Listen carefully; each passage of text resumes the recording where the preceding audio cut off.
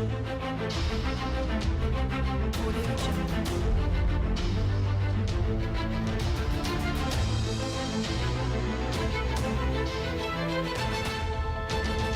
Audio Jungle.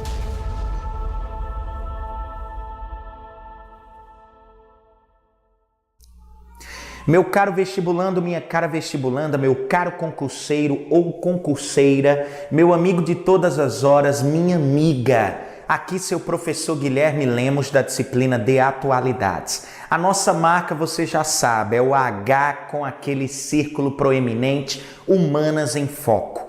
Eu quero trabalhar hoje com vocês um tema muito polêmico, como todo tema é, entretanto, envolve Dandara Ferreira dos Santos, que foi brutalmente espancada até a morte em fevereiro desse ano no bairro Bom Jardim, Fortaleza.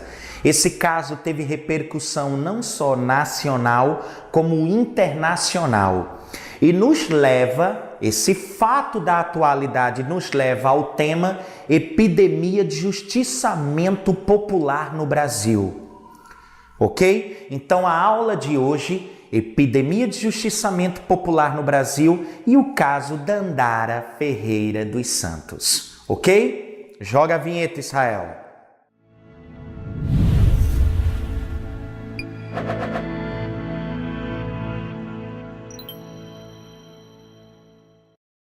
Bom, turma, primeiro para iniciar, eu gostaria de trabalhar com vocês um pouco do caso, ok?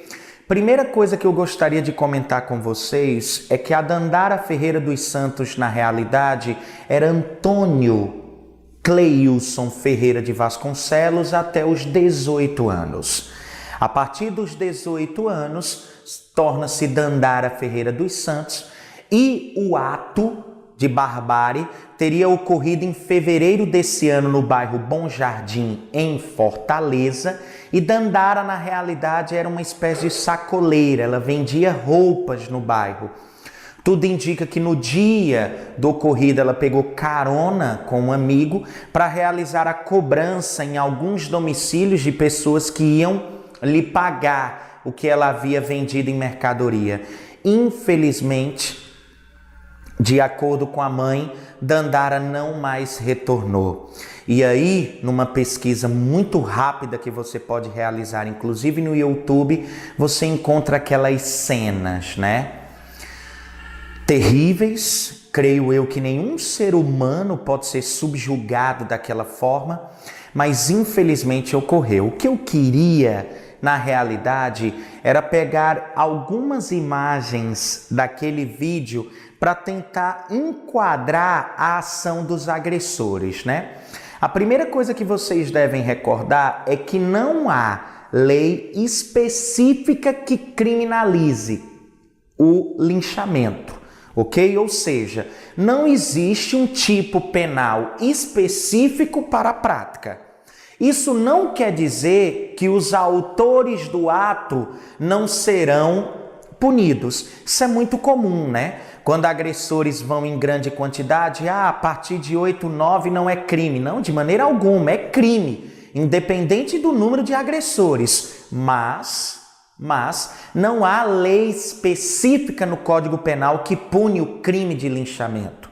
Na realidade, o que nós temos são outras leis onde eu posso enquadrar a ação dos agressores nessas leis. Por exemplo, nas imagens, vocês verificam que se inicia com os indivíduos proferindo frases aí com vocabulário muito chulo, palavrões, e eles começam a dar chinelada no rosto dela, né? E chutes, pontapés e socos. Aí eu tenho lesão corporal de natureza grave ou gravíssima. Chega um momento em que alguns indivíduos pegam pedaços de madeira, toras de madeira e começam a desferir golpes na Dandara. Aí eu tenho a tentativa de homicídio. E tudo indica, depois daquela cena de barbárie, quando ela é colocada sobre o carrinho de mão e levada até o final ali daquela rua do bairro, disparam contra ela 2 tiros. E aí eu tenho um homicídio doloso. Eu não estou dizendo, lógico, que um agressor pode ter cometido mais de um crime, mas eu posso enquadrar a conduta dos agressores a partir de tipos penais, tá bom? Infelizmente, a vida de Dandara é ceifada dessa forma. Tudo indica que foi um crime transfóbico. Foi um crime motivado pelo pensamento preconceituoso. Uma pena, eu achei um fato lamentável, inclusive com a participação de adolescentes, né? A participação de 2 adolescentes, e aí a galera sabe, por serem inimputáveis, não responderão a partir do Código Processual, do Código Penal. Eu terei aí a questão do Estatuto da Criança e do Adolescente como legislação específica e especial que irá tratar dos agressores aí que são adolescentes. Se eu não me engano, um de 17 e outro de 18 anos. Além disso, você tem alguns agressores adultos que já respondiam por crimes, né? Muito interessante isso. A Dandara ali, ela não havia cometido qualquer crime, apesar de que os mesmos, após a prisão, tentam justificar as agressões, tentando, logicamente, imputar sobre a Dandara o cometimento de alguns delitos, o que próprios populares ali do bairro desacreditaram, né? Desmentiram.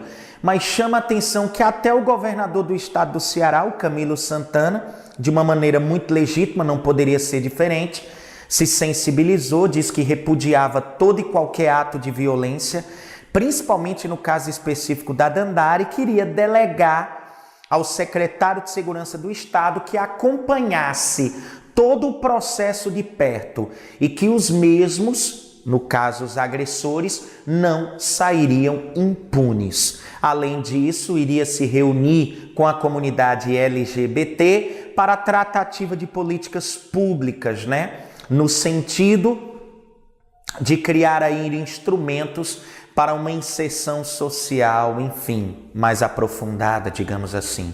Então, galera, uma ação legítima, mas que infelizmente ocorre após o fato, né? Após esse fato lamentável. Bom, turma, onde é que eu quero chegar? A primeira coisa que a gente precisa fazer é analisar que a história do Brasil, nós temos casos de linchamentos aí cotidianos, né? De acordo com o especialista José de Souza Martins, nós temos uma média de 1 linchamento por dia no Brasil. Não é brincadeira. Eu poderia fazer com vocês uma retrospectiva de outros 2 casos, além da Dandara, que eu acho que chamaram muita atenção. O primeiro caso, eu recordo, é de 2014. Aquele adolescente amarrado ao poste através da corrente com um cadeado de bicicleta no bairro do Flamengo, no Rio de Janeiro. Inclusive, mediante a ação dos ditos justiceiros, né, que haviam se organizado principalmente nas redes sociais. Eu me lembro daquela cena, o Israel vai projetar para vocês, do indivíduo nu, pelado, com várias marcas de agressão, inclusive com a orelha esquerda parcialmente decepada. E nós temos aí a presença de uma mulher que inclusive desce do seu prédio, do seu apartamento e consegue evitar que o pior ocorresse, no caso específico, a morte daquele indivíduo.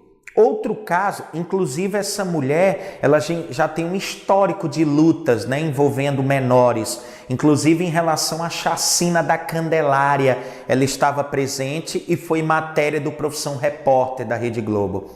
Eu recordo também em 2014 de uma dona de casa de 33 anos, galera, chamada Fabiane de Jesus, ok? Eu me lembro que essa mulher saiu de casa no Guarujá, se eu não me engano, no bairro de Morrinhos, no Guarujá, litoral sul aí de São Paulo, e ela foi visitar uma amiga. Tudo indica que ela levava consigo uma Bíblia, aquela Bíblia zipada, né, de cor preta.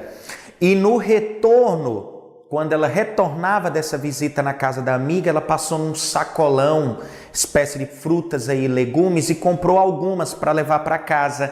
E quando ela estava retornando, ela foi dar uma dessas frutas a uma criança que estava perto de um orelhão. Um transeunte que passava no momento visualizou aquilo e achou que Fabiane de Jesus era a mulher, uma suposta criminosa, que estava na região sequestrando crianças para realizar atos de magia negra, ok? E eu me lembro, inclusive, que havia um site chamado Guarujá Alerta, que havia colocado o retrato falado dessa criminosa, que depois, com as investigações da polícia, sequer chegaram à conclusão de que a mesma estaria na região tocando terror. Na realidade, o que nós temos são vários populares que pegaram Dandara Fabiane de Jesus, e começa aí uma sessão de espancamento ininterrupta que culmina com a morte da mesma, né? Cenas também lamentáveis de pessoas passando com bicicleta em cima da Fabiane de Jesus, arrastam ela até que jogam o corpo num córrego. Imaginem vocês que Fabiane de Jesus foi o quê? Confundida. Mesmo se fosse a criminosa, justiça com as próprias mãos, entre aspas, talvez não seja considerada justiça.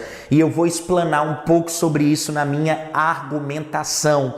Eu estou no que eu chamo de exemplificação. Então, o caso Fabiane de Jesus me chamou muita atenção.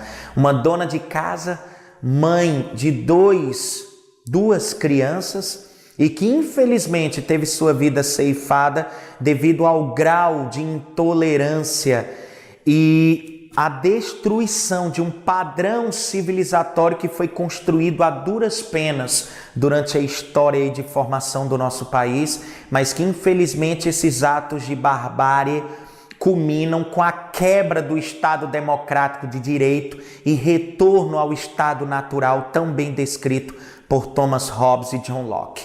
Mas onde é que eu quero chegar? Eu quero chegar no conceito. Eu gosto muito do Mário Sérgio Cortella porque sempre que ele inicia a explanação de um determinado tema, ele o faz através de um mapa conceitual, partindo do conceito para problematizar, para produzir um tratamento, uma prevenção. Então, galera, qual seria o conceito de linchamento ou linchagem? Ou lei de Lynch? Mas, professor, o senhor acabara de me informar que não existe lei específica que pune o crime de linchamento.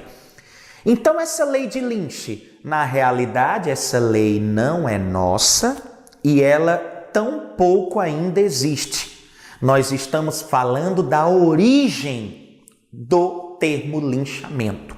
Lá no século XVIII, quando da Guerra de Independência dos Estados Unidos, vai surgir um coronel chamado Charles Lynch, que, entre outras coisas, realizavam atos de atrocidade.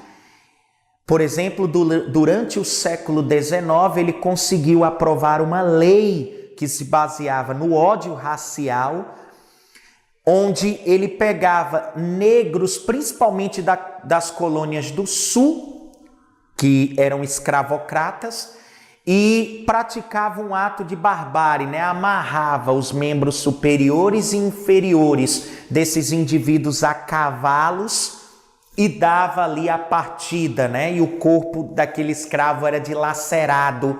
Então dizem que Charles Lynch seria aí a origem do termo linchamento. Olha que coisa interessante, né? O termo surge de uma prática individual, mas que deve ser concebida atualmente como uma prática coletiva, não é mesmo? Lembrando, se você realizar outras pesquisas, você vai encontrar outras teorias de origem. A origem é muito incerta, mas se utilizam principalmente das práticas desse coronel que defendia a supremacia branca no contexto aí da Guerra de Independência dos Estados Unidos, século XVIII, chamado Charles Lynch, tá bom? de acordo com José de Souza Martins, turma, linchamento ou linchagem é o assassinato de um indivíduo por uma multidão sem o processo judicial e em detrimento aos direitos básicos do cidadão. Por exemplo, um direito que deveria ser inviolável é o chamado direito à vida. Então é óbvio, não tem o processo judicial e ele ocorre em detrimento aos direitos básicos do indivíduo. Eu confesso para vocês que eu também me utilizo não só da análise do José de Souza Martins. Eu acho que eu poderia definir também linchamento como a violência perpetrada por um grupo de indivíduos contra uma ou mais pessoas de forma aleatória ou com motivação evidente. No caso, preconceito ou pela suspeita do cometimento de um crime. Então, construindo essa definição novamente, é a violência praticada ou perpetrada por um grupo de indivíduos contra uma ou mais pessoas de forma aleatória ou com motivação evidente, preconceito ou suspeita do cometimento de um crime, tá bom? Imaginem vocês que de 1980 até 2006 nós tivemos, de acordo com o mapa da violência da ONU, 1.179 casos de linchamento. Imaginem vocês que isso é um crime subnotificado. Ou seja, com certeza nem todo caso de linchamento chega às autoridades. É óbvio, existem muitos casos, inclusive, que não chegam às autoridades como linchamento, e muitos casos, inclusive, em que algumas autoridades até fazem uma espécie de vista grossa, né? Obviamente não cabe aqui qualquer crítica à corporação. A gente está colocando a ação de alguns indivíduos, que inclusive chegam a gravar, como há imagens comprovando tal ato. Então, galera, se você observar, o maior número de casos de linchamento, dos 1.179 casos entre 1980 e 2006 ocorreram no estado de São Paulo, na cidade de São Paulo. Em seguida vem o Rio de Janeiro, acompanha muito o caráter demográfico, o caráter populacional, São Paulo, Rio de Janeiro e em terceiro, para minha surpresa, a Bahia. Exatamente, esses seriam os 3 estados que lideram em número de linchamentos: São Paulo, Rio de Janeiro e Bahia, tá certo? Bom, pessoal, eu gosto muito, quando eu vou falar de linchamentos, trazer à luz 3 conceitos que eu acho importantes: justiça, legítima defesa e justiçamento. E tentar, na minha argumentação, enquadrar o linchamento em um dos mesmos. Primeira coisa, justiça, como diz Aristóteles, é a base do Estado. É um instrumento criado para resolver conflitos entre pessoas. Para isso, nós temos leis e normas sobre as quais a sociedade está sujeita. Então, para termos a justiça sendo implementada, nós precisamos da ação de um reclamante contra o reclamado, ok? O denunciante em relação ao denunciado, ao acusado. Então, é necessário que essa matéria, que essa ação seja julgada de maneira imparcial e racional por parte do legislador. E para isso, para se termos justiça, é necessário 3 características básicas. O reclamante, ele vai ter a oportunidade de ser ouvido, ele vai relatar todo o caso. Mas num dado momento, o legislador vai sentir a necessidade de ouvir o denunciado. Temos aí a necessidade do contraditório como primeiro pré-requisito para que a justiça se estabeleça. Segundo, o direito de ampla defesa concedido ao acusado. Lembre-se da presunção de inocência. Até que se prove o contrário, o réu é inocente, ou pelo menos não culpado. Tem muitas pessoas que dizem hoje não culpado ser um termo mais corretamente utilizável, visto que quando, por exemplo, ao final vou discorrer Segundo pré-requisito, amplo direito de defesa ao acusado. Terceiro, apresentação de provas inequívocas. Ao final, quando o legislador, o juiz, respeitar tudo isso, necessidade do contraditório, amplo direito de defesa ao acusado, apresentação de provas inequívocas, ele vai o quê? Considerar tudo isso para se ter a sua penalidade, né, aferida. Então eu tenho aí o que eu chamo de absolvição ou condenação.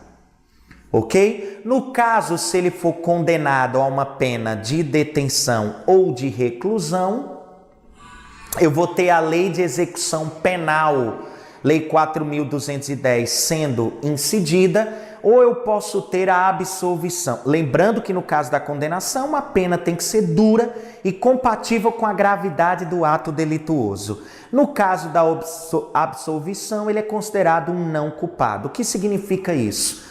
Significa dizer que não necessariamente a pessoa é inocente, não é mesmo? Pode ser que o juiz não tenha conseguido reunir provas suficientes para considerar aquela pessoa culpada.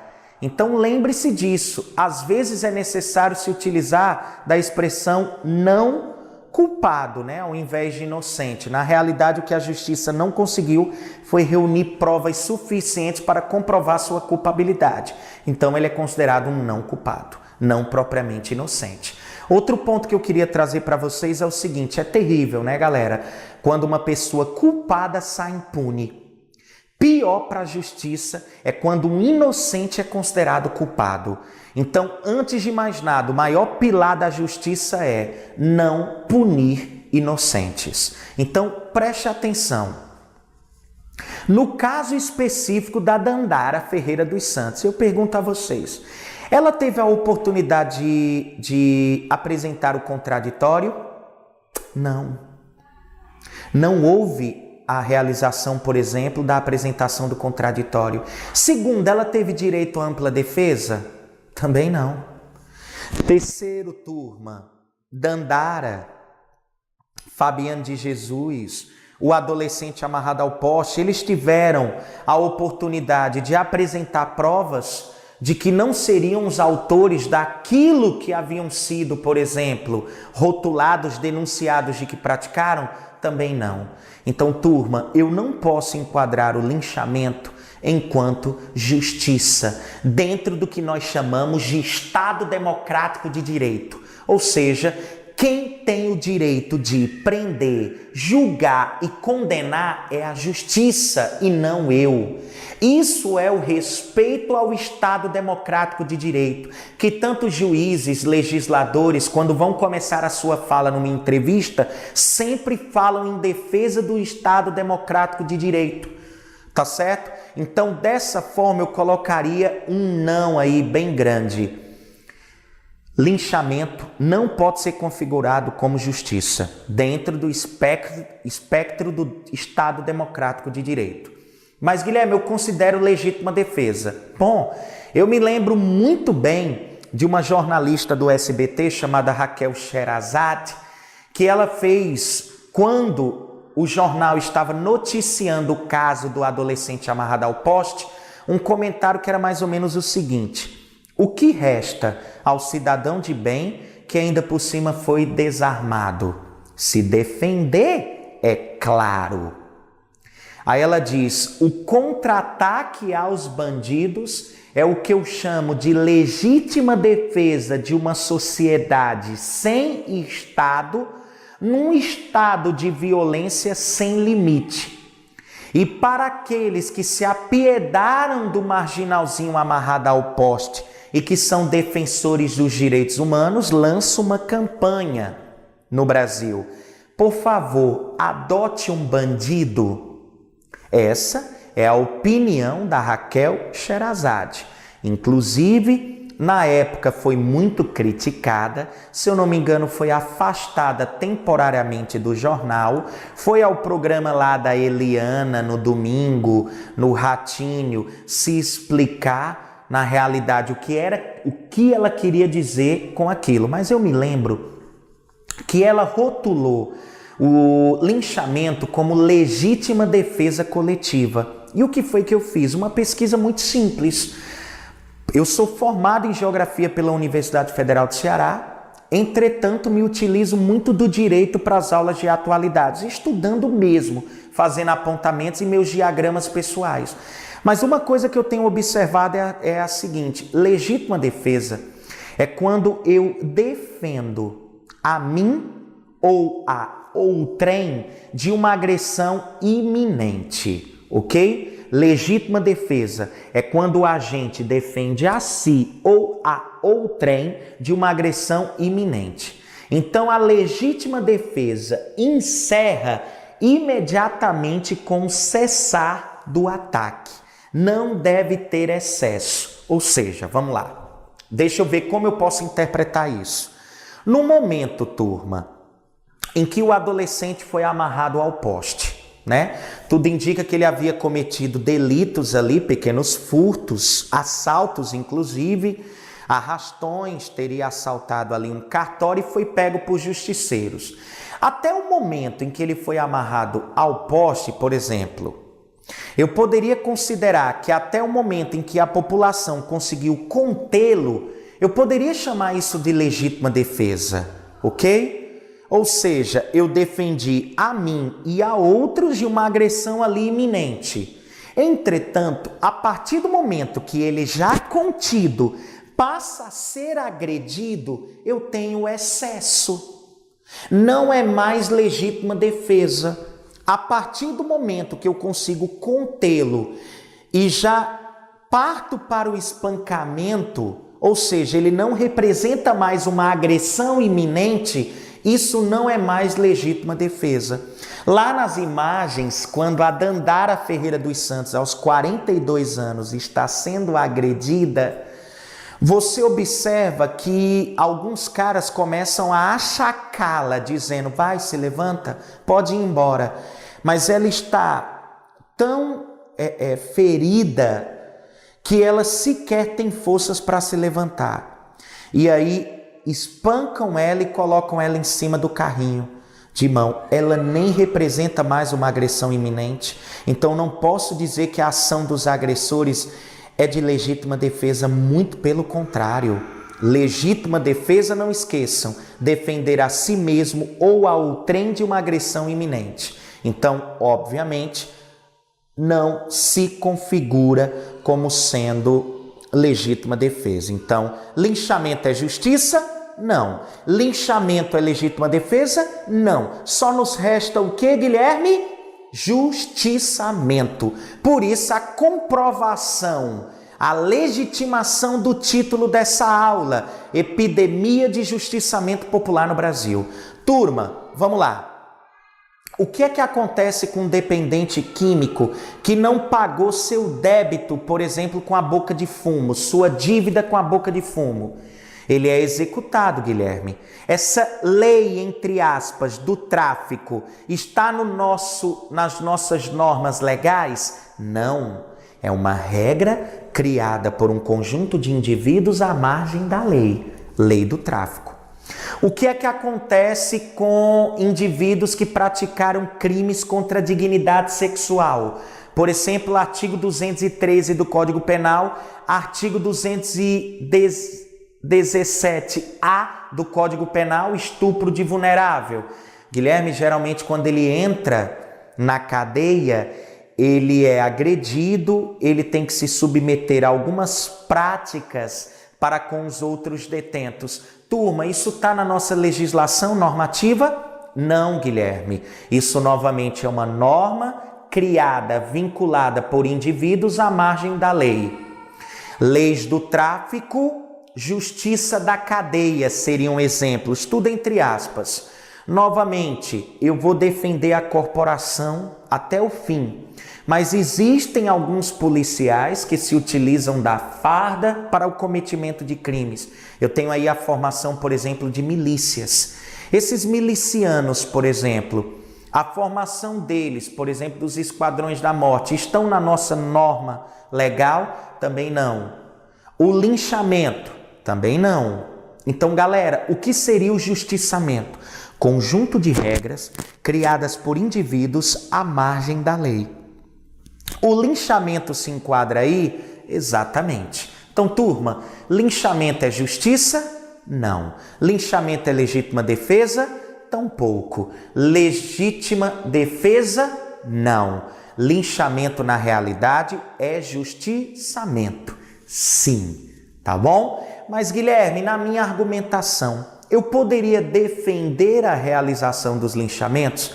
Galera, obviamente você quebra com o Estado democrático de direito, com uma sociedade civil, e você passa a trabalhar a ideia do que Thomas Hobbes e o John Locke vão trabalhar como sendo estado natural. Para quem não sabe o que seria o estado natural? Bom, o estado natural, galera, seria o meio através do qual você vai tentar justificar esse comportamento livre, tá bom? O que seria o conceito de estado natural? Vocês se lembram quando Thomas Hobbes, lá, 1588 a 1679, ele se utiliza de uma máxima que diz assim: os homens são maus por natureza. O homem é o lobo do próprio homem. O que seria o estado natural? Uma etapa pré-civilizatória. A ausência de regras. Não existe nenhuma instituição estabelecendo regras na sociedade. É uma condição em que o homem tudo pode, tá bom? Isso seria o estado natural. Seria uma etapa pré-civilizatória, anterior à sociedade civil organizada, tá bom? Então, na realidade, você poderia justificar o ato através da concepção de estado natural de Thomas Hobbes. Tem também o John Locke, né? Que ele vai dizer o seguinte, ele reconhece o estado, mas ele diz, ora, o que seria o estado natural? A ampla liberdade dos homens. Mas ela não deveria ser usada para prejudicar o outro. Ela deve existir dentro da lei da natureza. Onde é que ele quer chegar? O linchamento ele ocorre por causa da quebra de confiança dos indivíduos no Estado. Então, se o Estado falhar, a população pode sim se rebelar. Por isso que muitos dizem, por que é que o linchamento ocorre? Porque o Estado deveria oferecer segurança pública, mas como ele falha na oferta desse direito, a população, ela possui, dentro do método de se rebelar, o direito de linchar. Por exemplo, eu me lembro muito quando a gente trabalhou um pouco dessa concepção lá na aula sobre Estatuto do Desarmamento, quando nós comentamos a segunda emenda da Constituição norte-americana. Caso a democracia seja usurpada, a população tem direito de punhar armas para lutar por ela, pela mesma, né? Coibir a presença de um governo ditatorial para a manutenção da democracia. Então, caso o Estado falhe nessa manutenção, a população tem o direito de se rebelar. Então, John Locke nos auxilia nessa concepção, tá bom? Então, galera, eu acho que uma frase, ela cabe muito para esse momento. Eu gosto muito de cordel. Eu vivo numa região em que nós temos uma academia de cordelistas muito ativa. E vocês conhecem também esse cordelista que toda sexta-feira está lá no programa da Fátima Bernardes, de Alto Santo, o Braulio Bessa, né? Esse baixinho aí arretado, com muito carinho, a expressão utilizada. E ele tem uma frase que eu gostaria de finalizar que diz assim: perdoar não lhe torna fraco e covarde.